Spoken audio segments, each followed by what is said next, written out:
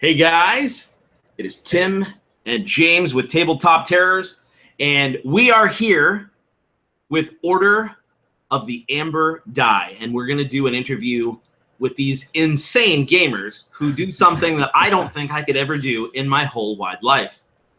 How are you guys doing today? Doing good. Pretty good.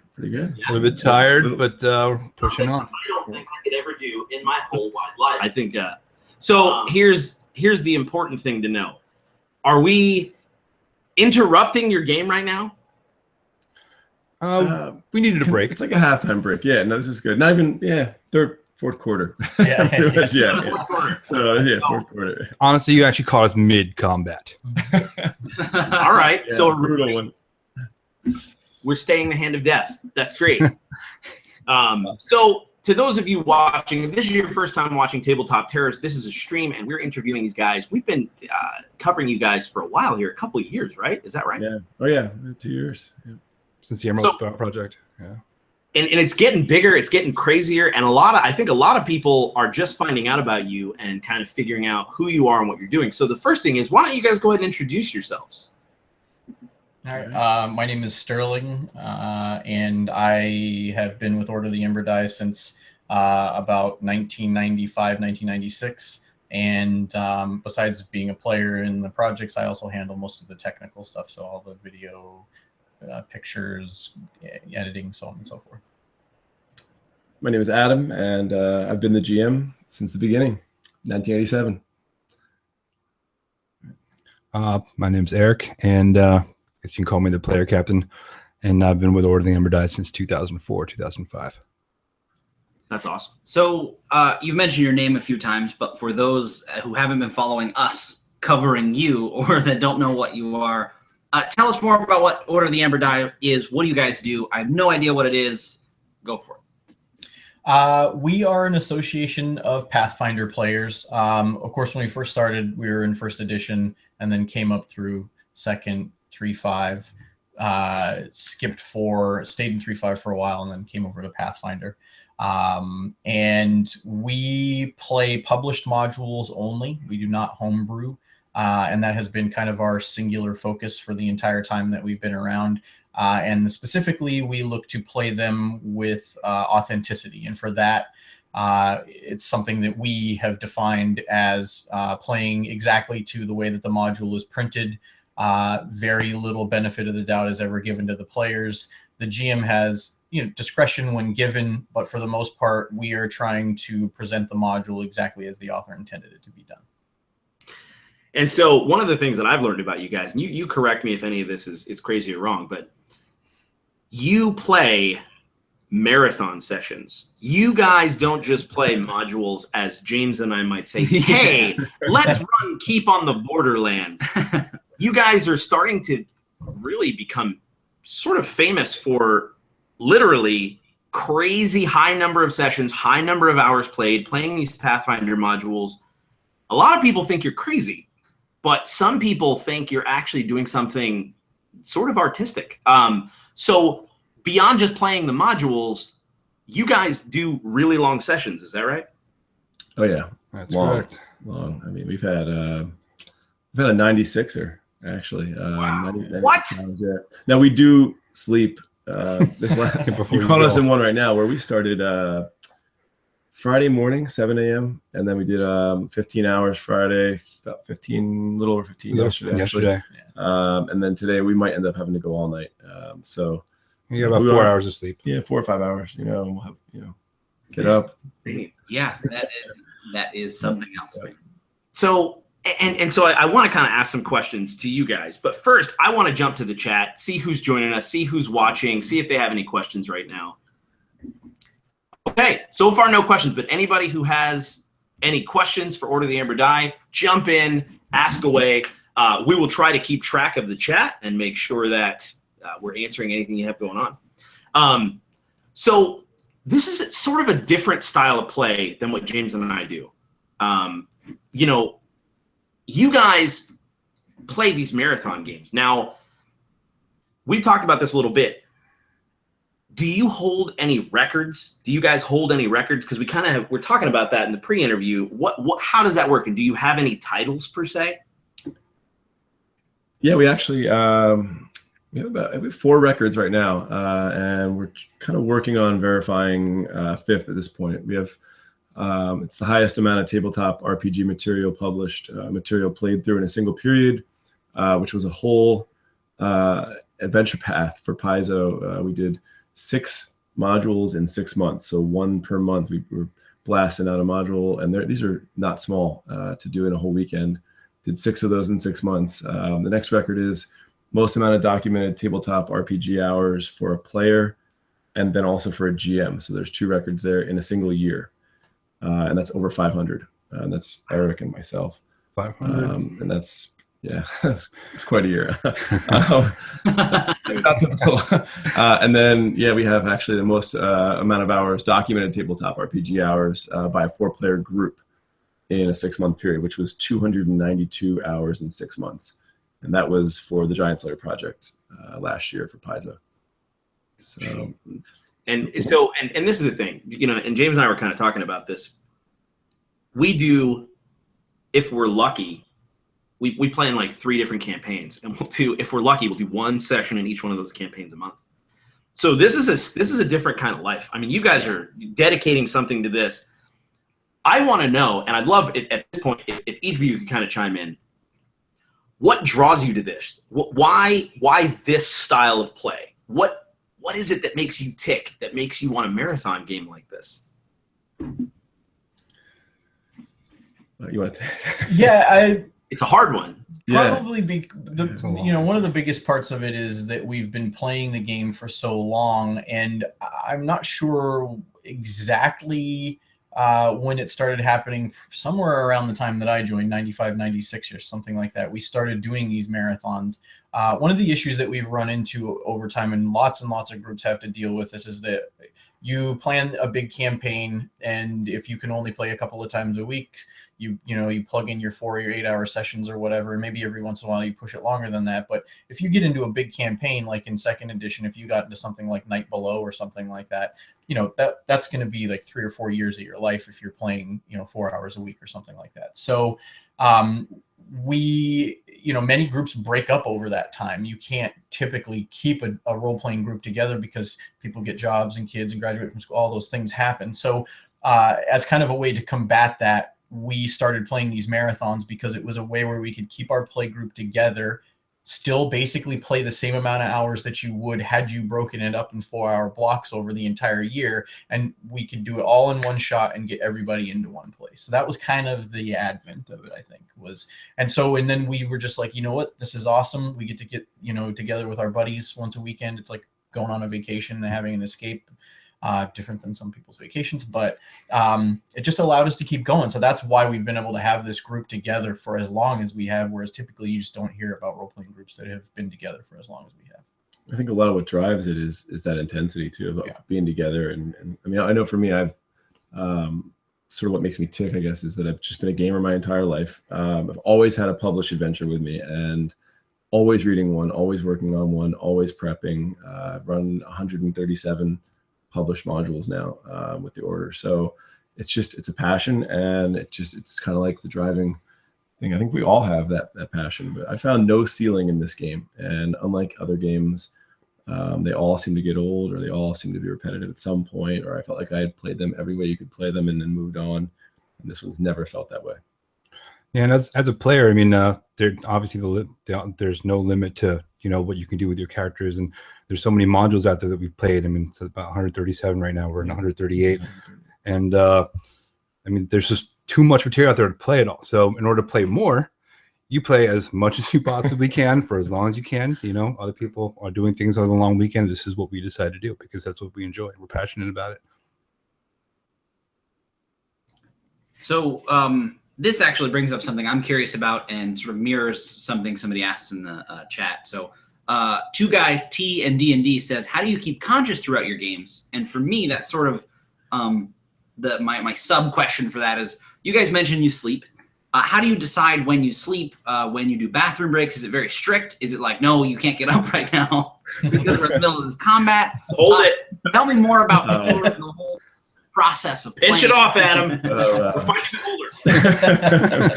It's funny you mentioned that, because just this marathon, we forgot to eat dinner. We forgot to eat dinner on Friday night, and then Saturday night.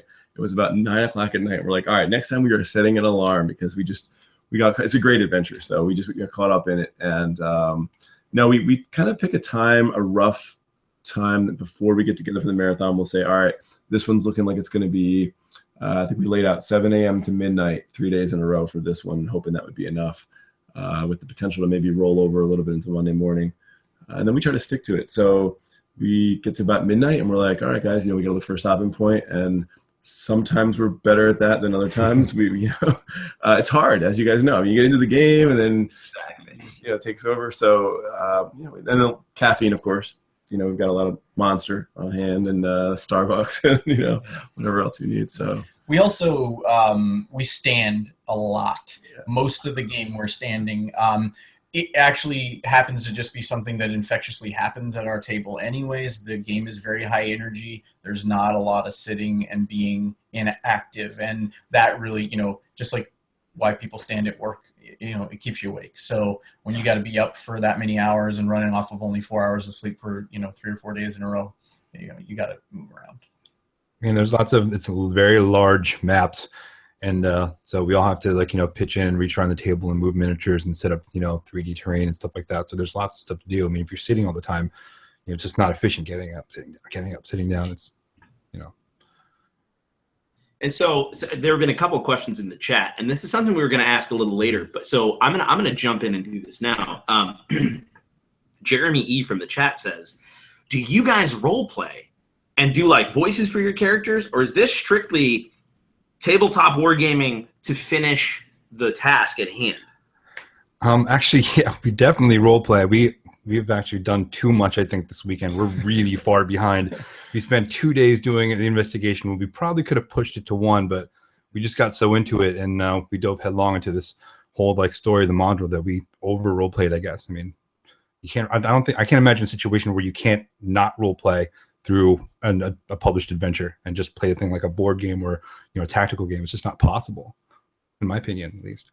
We try to catch ourselves on where we kind of go into this. You just role playing to have a good, your character sitting in a bar and just talking to people and all that.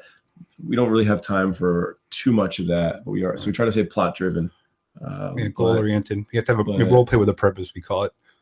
Yeah, but sometimes it does get. Like Garrick said, yeah, it gets to where we just do too much of it too, and then we get behind schedule. So totally. Yeah. Well, so there have been times, I'm in a couple online campaigns, and there are times where, for example, I have to try to run and save someone from dying from, say, a dragon.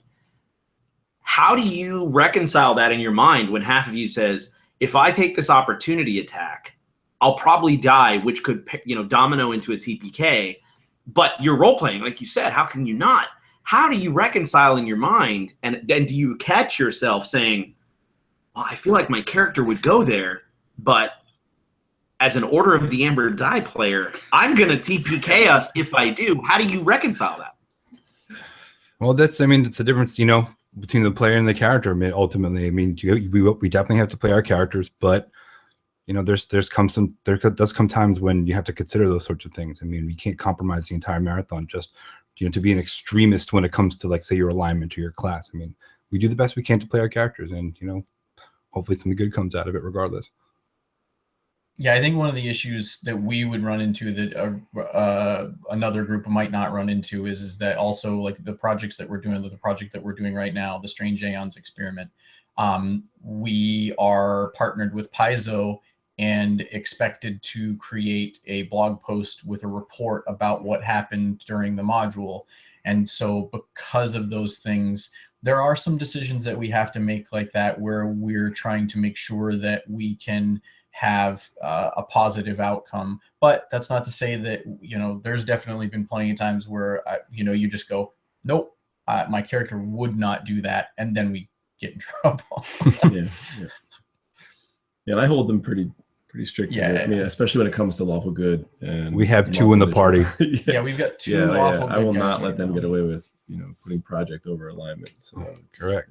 That's great. And honestly, I'm surprised to hear that. I would have thought that it would be like, hey guys, I know your paladin probably do that, but we got to. So I think that to me that adds a layer, because I wasn't sure. We've never really talked about that, and to me that adds a layer of respect for you guys. Yeah, because it's very clear that you guys enjoy it, but I feel like it could be easy for some people to get too caught up in that aspect of it. But obviously, it's very clear from what you're saying that you're like, no, we still have a great time doing it. Yeah. Sometimes maybe it comes up, but usually it's we play the game. Right. And it also just so happens that Paizo wants us to write a blog post about it. Right. It's not about min-maxing or munchkining your way through Absolutely 137 modules. It's finding balance. Like, hey, we're still gaming. Exactly. We're still having a great time. I love that. That's right. Yeah, it's a great point about the min-maxing, actually. Yeah, because we have to stick to the iconic characters and what they, how they would play out and the way they're built and their concepts and things like that. So we're not really allowed to. We don't allow ourselves to min-max because we're trying to stick to what, Quinn would be, or what Alahazra would be, or Erasmus, or however the iconic background of the character is. And so we stay away from the min-maxing pretty well. Mm-hmm. Awesome names, by the way. That's the iconics from Pathfinder. Yeah, those are all the iconics. Cool. See, and that's the other thing too, is that James and I, we're not like Pathfinder haters, but we never got into it. We owned all the 3.5 books. And so when 4th edition came out, we had the books. We didn't really play much, just weird times in our lives. But then 5th came out, and that's kind of what we've been doing. So it's also really cool because you guys are our sort of thermometer on what's going on in Pathfinder.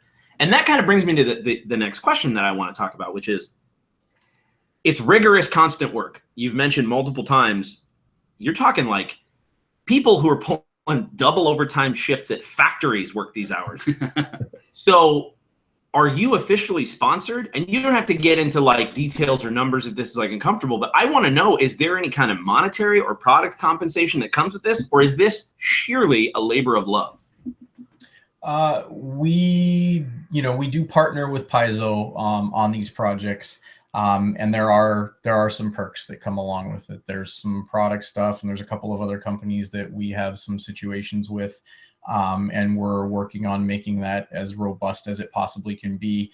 I think the interesting thing about where we are is, as far as I know, we're it. This is it. We're the only ones. So we're kind of blazing this trail. With the hopes that maybe some of this stuff can start to catch on for people, similar to the way that it did with online video games and League of Legends and all that kind of stuff. Because there's sponsored teams for those kinds of things. So we're trying to really push the envelope as far as what this game can do for people. Yeah, that's awesome. If you guys don't mind, I'm going to hop into the chat and see if anyone else has some questions for you. Yeah. Here's a good one from the Rogue's Rogue from the chat. Do you take characters from one module to another, or do you start new characters each module? Well, for each module in the same adventure path, we play them consecutively. If there is a PC death, and sometimes other alternatives have to be arranged. You start over with maybe another backup iconic PC at first level. Despite what level the module starts at, we start right from scratch. You don't just come in at the level you died. Nope, right from the beginning. Sometimes the modules even allow you an option to play an NPC that you might have picked up along the way, so we can do that. But we do not change characters between modules in the same adventure path. Once those 6 are over, then the adventure paths finish, and then the next project will begin at first level with 4 new core characters. Yep. It's like an anthological series. Yeah, and it makes a lot of sense, but that's crazy. So you're telling me that if you guys are, let's say out of 10, if you're 5 in or 6 in and someone dies, there are some options obviously for NPCs, but if that option doesn't exist, you're all protecting a level 1 character while they level up with you. Is that right? Am I understanding that right? Mm-hmm. If we can't raise them from the dead, like permanent character deaths, like being swallowed by giant guards and pulled into the river, you can't recover their body. Sorry, we can't help you. Yeah, we've seen some amazing things happen in battles where you have a first level guy. Actually, we saw a couple. Yeah, we saw first level guys take down a dire bear. Yeah, there was a situation. He didn't do all the damage, but near the end, the first level character punched a dire bear in the face and killed it in one shot. Let's just say that. Whoa! A dire bear. That's right. You heard it correctly. It wasn't a full hit points, but we will say they do get in there and they scrap, and they're expected to not pull equal weight when they're that level, but they can't just spend every round running away and hiding. So they're going to do other things to try and make themselves useful, and sometimes it's disastrous. And we've also seen characters that come in at first when we're all 12th and they catch us over the period of time because of the way that the scaling goes with the XP. And so right. Yeah, that does make sense. Wow. So that's cool. I see 3 of you sitting here. Are there more people in the Order of the Amber Die, or is it just you, or do you sometimes, play with other people if all of you can't make it? How exactly does that work? There are more people. We are the 3 founding members, and then we have at any given time between 10 and 15 active players. So for these projects, Paizo builds the modules to be played with 4 core characters and then possibly an NPC. Unlike most role-playing groups, we employ a real human being to play an NPC. So they're given the NPC as it exists in the module, and then are able to give it their, personality as long as they're following whatever it's, the storyline is. So right now we have a couple of other guys with us here, and we actually have an extra order member here who is an economist in New York, and he is just doing data tracking for us. So that's another thing that we offer to not only like Paizo for the project, but also just the community, is being able to give this information out so that people can respond to the game in different ways. That is really cool. So, go ahead. No. So basically, what do you look for when you find these players? You mentioned you sort of have this pool. What does it take to become part of the Order of the Amber Die? I'm imagining these like, I imagine this setup where you guys are sitting right there and you're like, it's like an audition for a TV show. Like, next. All right, what's the longest game you've ever played? Well, I think once it was 3 hours. Get out of here. Tim, that's always my question. Mine is always, what's the longest session you've ever played? That's how I start. Yeah. So how do I? Yeah. What do you look for if you're trying to find a new member of the Order? What does it take? Well, first they need to have a resume, but no, I'm just kidding. They do need to have a short list of things, I guess. I mean, you need to know the rules. We play by a full rule set, so you have to be aware of them and play by them and be comfortable with them, and be prepared for the GM to present the rules to you if you're not familiar with them. You have to stick by that. You have to stick to our plan, which is not really our plan. It's Pathfinder's plan, really. But another thing we need is stamina, for obvious reasons. I mean, if you're playing 15-hour sessions, 4 hours of sleep, you need to be able to grind it out, on the grid as well, as in the room. You know what I mean? But I think the most important thing that we look for is the ability and willingness to contribute. It's a group effort. I mean, you can't just come in, show up to play, and then leave when you're done. You have to plan with everybody else. We have to support the GM. Allow him to draw the maps and to set up. Take everything off his plate that doesn't need to be his, and then help set up the room. Help plan for the food breaks and stuff like that. Do everything we possibly can, and to work as a team to help each other. No one comes to the group as a selfish player. We don't allow that. You have to play as a group. That's it. So James, we're up. Yeah, no, we could never do it. No, I'm just kidding. No, seriously. Probably the longest session I played was Tim ran a game for us in Seattle, and by the end of like 6 hours, this is like 3 hours. I'm like, no, like 5 more minutes. Like my eyes are bleeding. No, 15. No. I kept saying 15 more minutes. 15 more minutes. And then you're like, wait a minute, you brought another. It did. It went about like legit. It went probably 7 and change. Now, and then we weren't ready for that, so that has something to do with it. I still don't think that I could do what you guys do. These guys are like, they're like that's it. 7 hours for breakfast.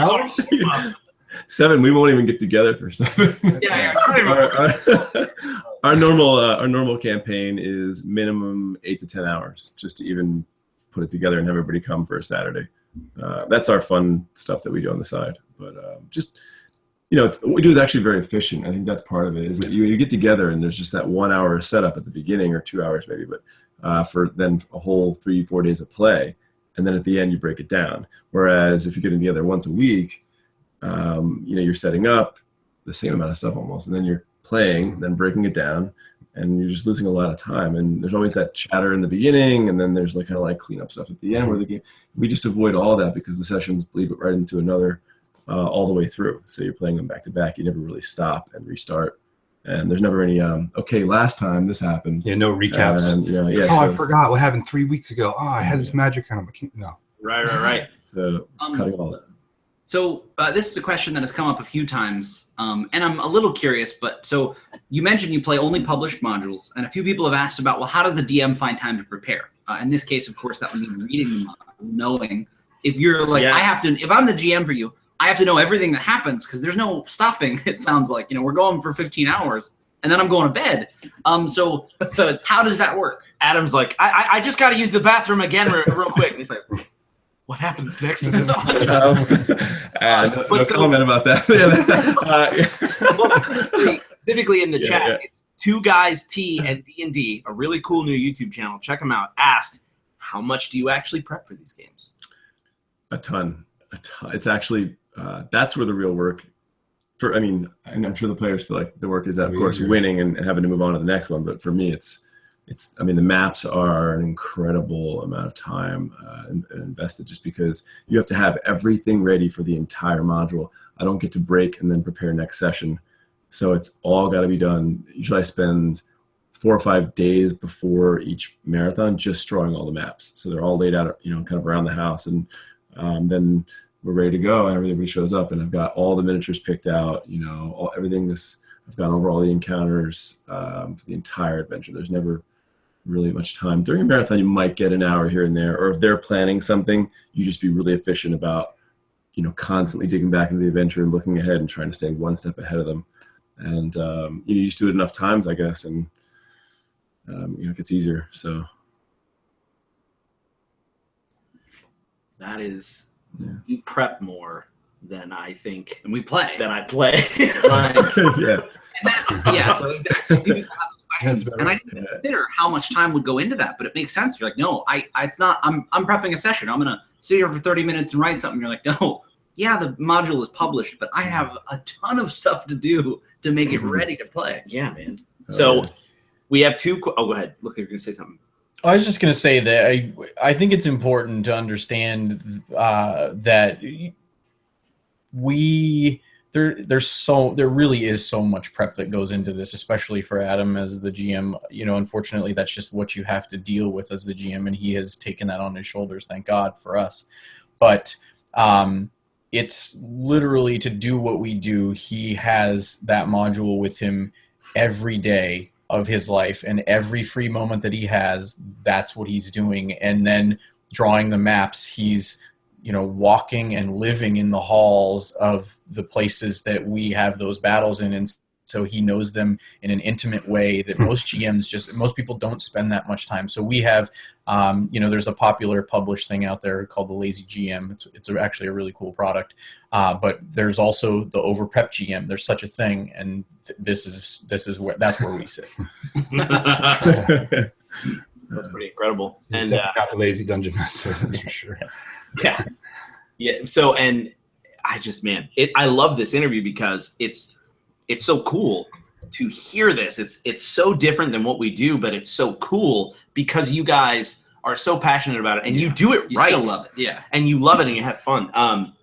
Couple questions in the chat, really good questions from WASD20, our buddy Nate. One of them is, what do you guys eat? When you eat, what do you eat? Do you have like specific things? Was like, no pizza. I just spent 8 days on it. Oh yeah, there's. We try to change it up here and there, but we usually have some staples. I mean, we get something that's high calorie, sugar content, caffeine, just to keep us going.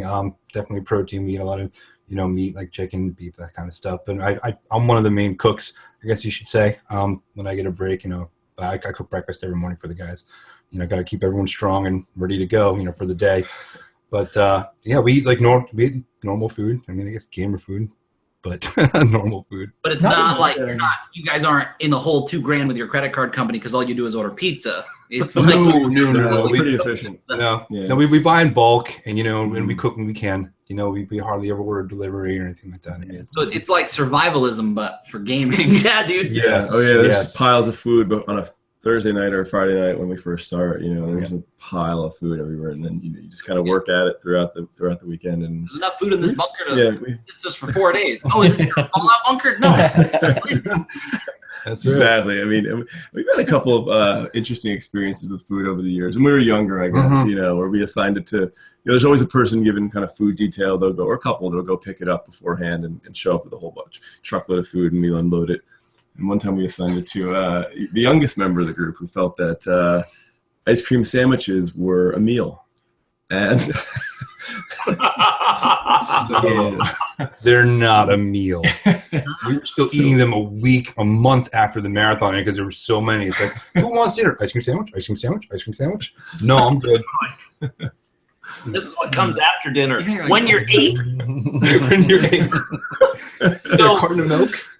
Right. So, okay. So then you would say, is it at least like a 50-50 split, like making the meals and ordering out? And here's why I ask.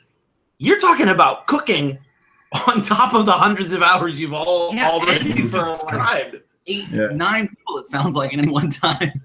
Well, I mean, unfortunately, our kitchen's right by our playroom. So, I mean, I can pop my head in and, role play a little bit and then return to my profession cook, Oh, that's I mean, That's awesome, yeah. Dude, then they're making, like, chef meals. He's like, go ahead and roll for me there. Oh, that's actually a good point. You're not allowed to do that, right? In other words, you can't say, hey, roll for me or move my guy. No, absolutely not. Yeah. No. You have to come in. Yeah. We would fail so fast. You're not rolling for me. We'd be okay there. No, because you're pretending one of us would be cooking dinner while the rest of us Yeah, this whole thing's... It really so you mentioned this new thing from Paizo, this new experiment. Can you tell us more about that? Yeah, what's keeping you busy now? Did you call it experiment or experience? Because experiment sounds crazy, but... Experiment. Yeah, experiment. Okay, so and tell us about it. What are you doing? We're playing the brand new adventure path, Strange Aeons. And every one that we put together, every project, we always put a spin on it or try to do something unique with it that hasn't been done. So with Giant Slayer, the last one, we tried to set a lot of records and play it as fast as we could.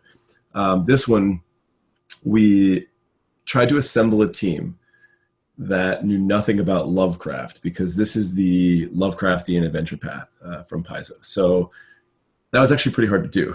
I'm trying to find a bunch of gamers that did not, or had no experience whatsoever, did not ever read or play Call of Cthulhu, or even had read any of the other Elder Mythos material or anything like that. So we've got a pretty naive, completely naive group as far as Lovecraft goes, and it's pretty amazing. We're actually trying to track what happens. What happens when you take a group that knows nothing about Lovecraft through the Lovecraftian adventure path. And even myself as GM, I didn't allow myself, I'd already not read anything before that, but I just didn't allow myself to see any other Lovecraft until the first volume of the AP arrived. So then I was able to read through that, and there was a little bit in the adventure. But outside of that, I have not explored any other Lovecraft until it's over. So it's, that is such a cool social experiment. And Really? let me tell you what's going to happen. How many of these people are? It's going to be you 3 and then 3 other people, or how many other people are you doing this with? 2 others. There's 4 core players. Myself and Sterling are the 2 of the 4, and we have 2 other senior members of the Order of the Amber Die that play with us. So they're going to drive these 2 people insane. Basically, Literally. social experiment. Yeah, No, that's social good. experiment. No, us 2, not just 2. All 4 of us will be driven insane. Yeah. Not just the 2 other guys. Oh, this is amazing. it's So super nice. what as players or as a game master have you most excited about the Strange Aeons? About this experiment you're doing? What's ramping you up right now?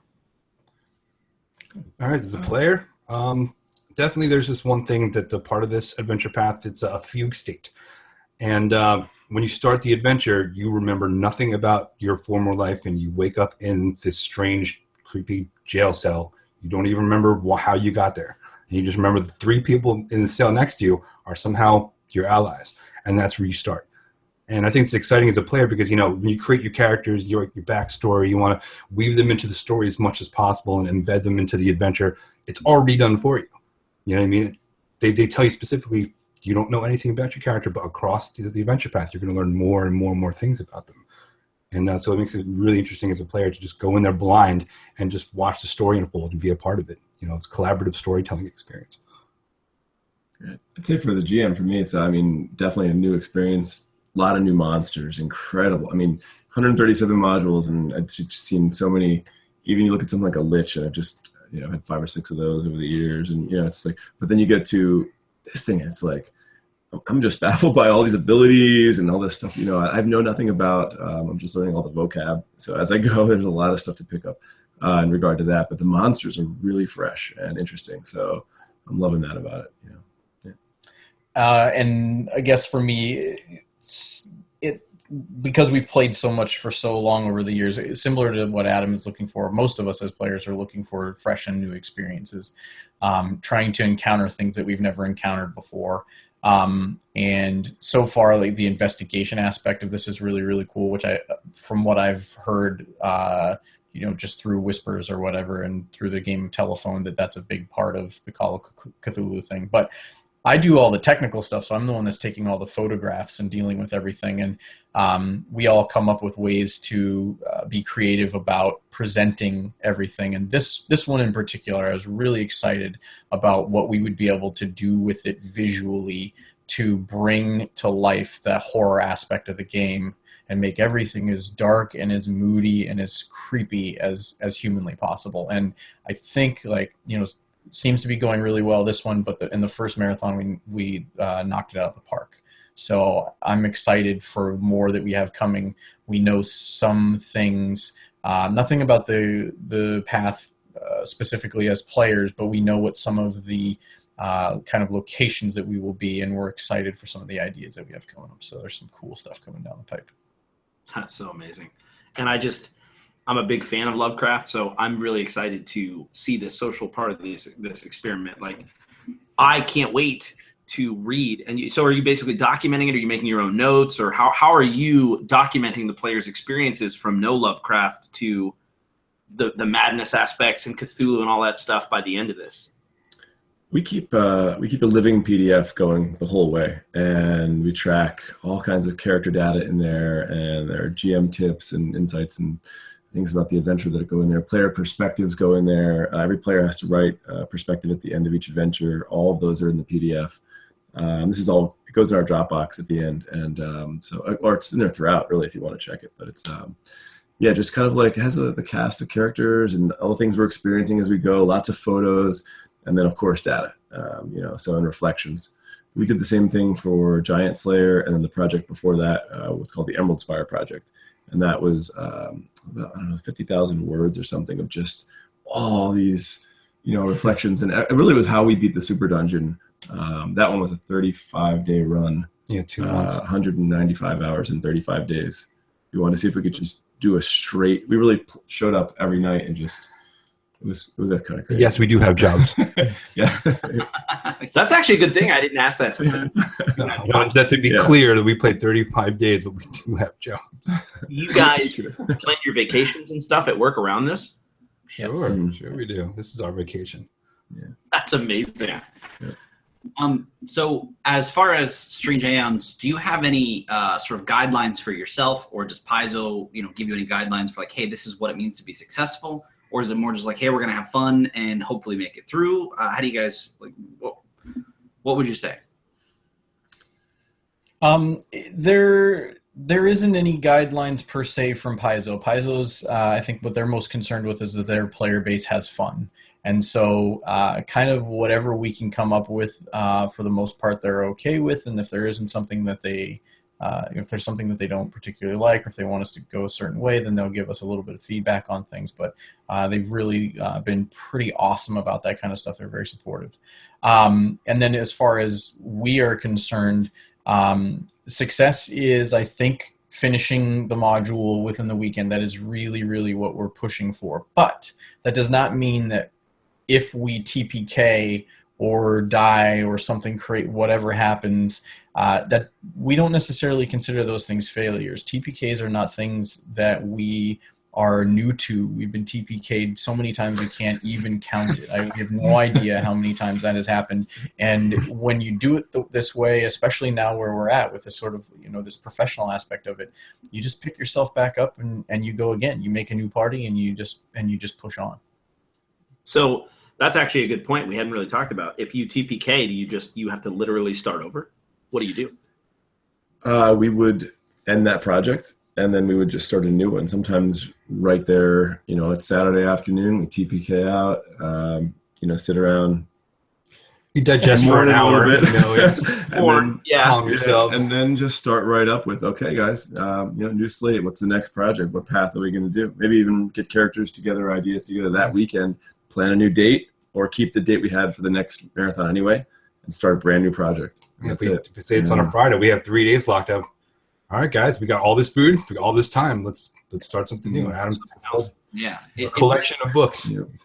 Yeah, it very much seems like sort of the dream of a role player. I'm sure there are people out there that think, man, I wish I could do that. It's like, well, based on what you're saying, with enough commitment, you can, because you guys are doing it. Like you said, Giant Slayer, that was 35, or no, the Emerald Spire, 35 nights basically of playing over and over. It's like, well, it takes commitment, but you can do it. And it's not about, like you said, it's not about succeeding or failing. It's like, hey, we died, but we did it and we had fun, and what are we doing next? You know, it's like, I love that. It seems like the perfect mixture of where, this really cool Paizo sponsoring us, they're giving us this stuff, these projects, your economist doing all this data, and you're like, yeah, but we're having a great time doing it. Yeah, and to me, this has to be more nerve-wracking for all of you, because as you get more and more popular, and as more and more people learn what you're doing, you're sweating bullets under the hot lights to not TPK. Am I right about that? Oh, yeah. Of course, we put so much time and effort into these projects, and the documentation, the photographs. I mean, the ridiculous amounts of prep that he does. I mean, we don't want to disappoint ourselves as well as anybody else out there by just laying down and dying. No, we're going to fight tooth and claw to survive and keep going. But people are watching us. Yes, of course it has pressure.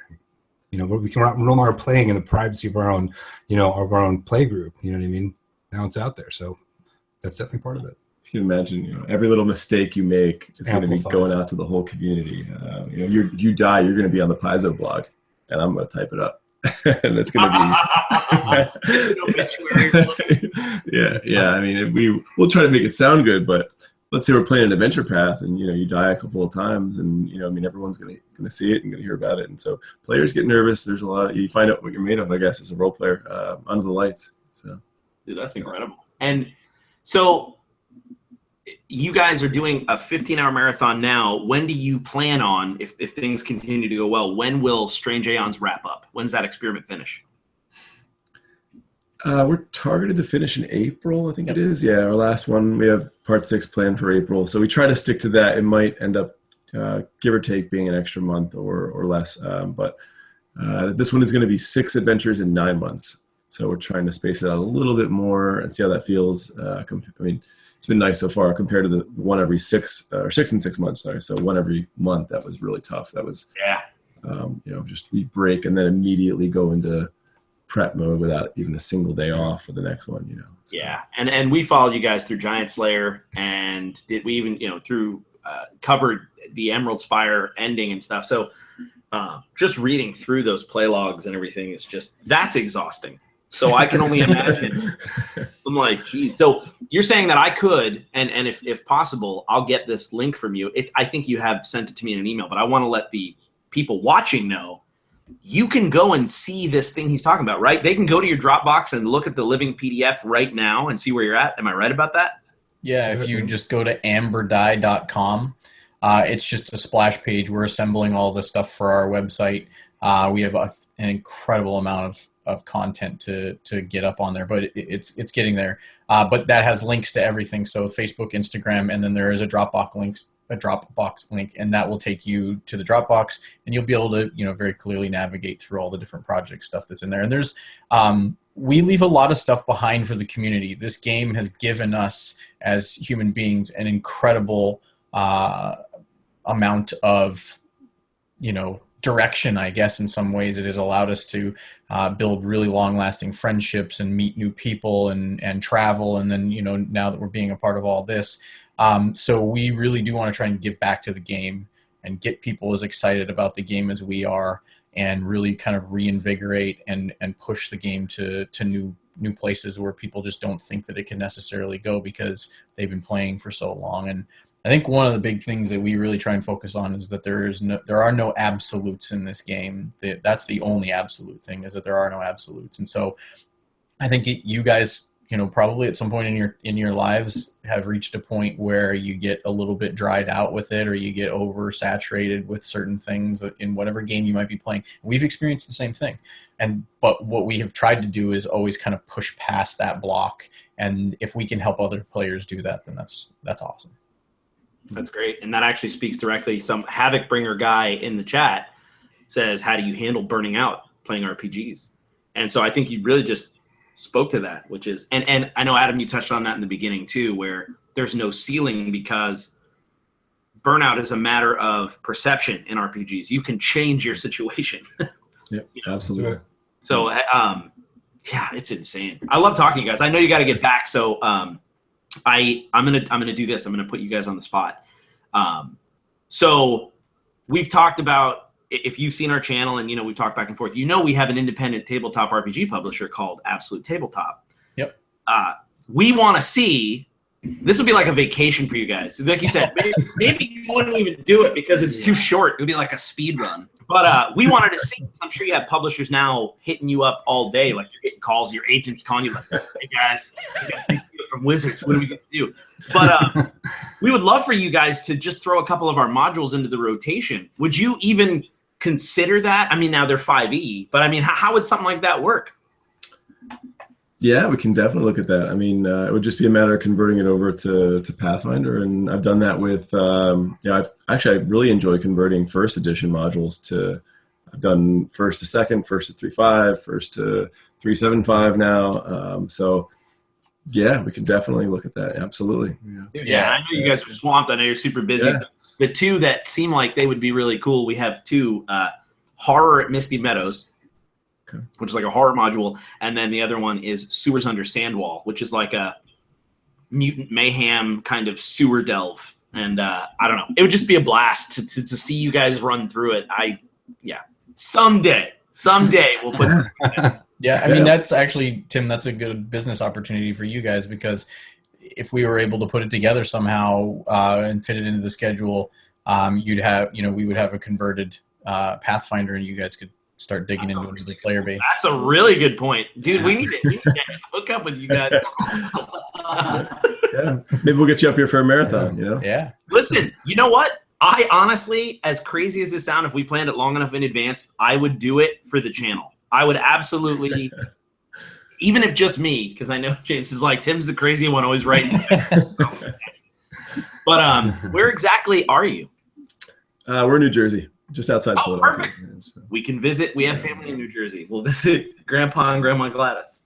We'll drop our stuff off and be like, no, sorry, we're going to be up at 6 a.m. to start this mega dungeon. So here's the only thing, guys. We're going to have to game at my grandma's house. No. They've got a basement. It's okay.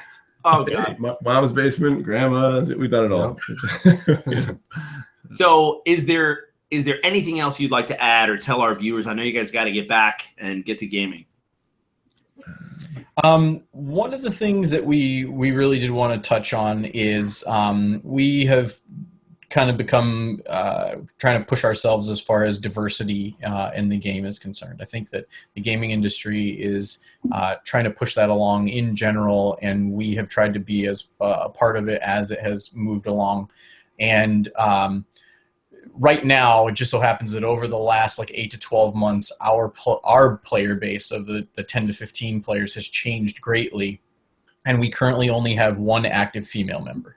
So we are actively looking for female players. We think that the female player base brings a really incredible angle to the table, and we are really into increasing diversity in gaming. So if there are any females who are watching this, or if you guys know anybody that you could send our way, or anyone in the chat knows anybody, send them to the Facebook and have them send us a message. We're looking for to increase the female base. So that would be awesome. Awesome. So what's the easiest way for them to get a hold of you? Is it amberdie.com?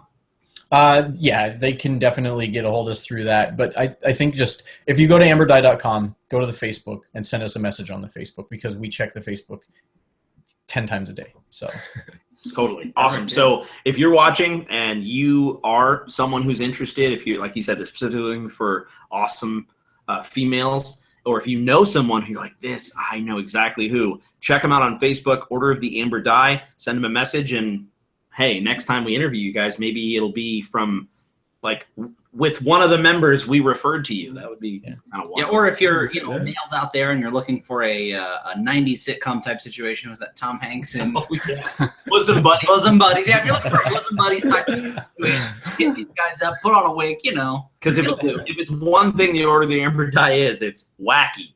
They're not serious at all. No, not in the slightest.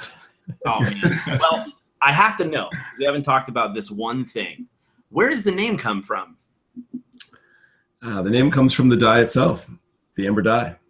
It's a 20-sider, and I've had it since '87, and it's got a personality to it, and enough that every one of us, agreed this was what we wanted to name ourselves after, and it has a little bit of what it does. It chains 20s. It's not like it rolls them any more than any other die. It's just that it rolls them in 2s and 3s. So it's really interesting where it can really change a story, and it can turn a battle around incredibly fast, or put a character down really quickly. Even super powerful characters can be taken out by the Amber Die pretty easily. So you never know when it's going to go 20/20, which would be of course a confirmed crit, and regardless of your armor class, right? So just things like that, or where it'll just you never know what it will decide to do at any moment, but it's that 2 and 3 20s in a row. It's actually had 4 20s in a row twice over the 3 decades that we've played. And how do you make sure that this magical artifact doesn't fall in the hands of evil, or more importantly, how do you make sure that you stay on track and don't use it for evil yourself? James, I'm gonna go and die. When I go up there, I'm gonna feel it. That's my angle the whole time. You'll have to get past us first. You guys will kill me instantly. So you're telling me this because even people in the chat are saying the die is alive. You've had this die since around the time you first started playing, Adam? Yes, I've had it since the beginning. Yeah, it's kind of a funny story actually. It was one of those things with neighborhood kids in the '80s playing D&D, and someone had taken it out of my dice bag. I don't remember how I even, I probably bought it at a shop or something and just hadn't used it yet. But he actually got 4 20s with it, and I was like, where'd you get that? He's like, it's yours, man. I borrowed it from you, because you borrow each other's dice, and people were. So apparently it was mine. Well, from that point on, it's just an incredible story. It's been the one common thread. All of us that have played in the Order all have played under the Amber Die. It was present in all 137 published adventures. So that's cool. That's insane. That's the perfect name. That's and great. I have to give credit where credit is due. Infinite Roleplay in the chat is the one that said the die was alive. I thought a couple people were saying it, so he said, "I'm a people." It was just him saying 5 things. Sorry, Infinite Roleplay. It's Nelson. Check out his channel. But nice. Awesome, guys. This has been amazing. Thank you for taking the time to do this. I know that you're on borrowed time right now. So it's been a pleasure. We need to do this again. I would love to do this as maybe the next couple marathons or something. Like when you give us an update, we'd love to kind of see how it's been going. Yeah. So yeah, let's definitely do it. It'll be awesome, man. We really appreciate you guys having us on. Your enthusiasm is infectious, and I know that we have all watched your guys' channel, and we've watched as you guys have progressed through this thing and the growth of the website and the material, and let's do it. Yeah, it's awesome, man. Thank you. Thank you, guys. Yeah, man, you guys are great. So everyone, remember, check out amberdie.com, but really make sure to find them on Facebook, Order of the Amber Die. They're going to be doing the Strange Aeons experiment. Right now, they're in the middle of it. So keep updated on that player log, and make sure you subscribe to this channel to see more stuff like this. Thank you all for viewing. We had a ton of viewers today, and I appreciate all of you from the chat. Thanks for the rad questions. We love you all, and until next time, may your dice roll high.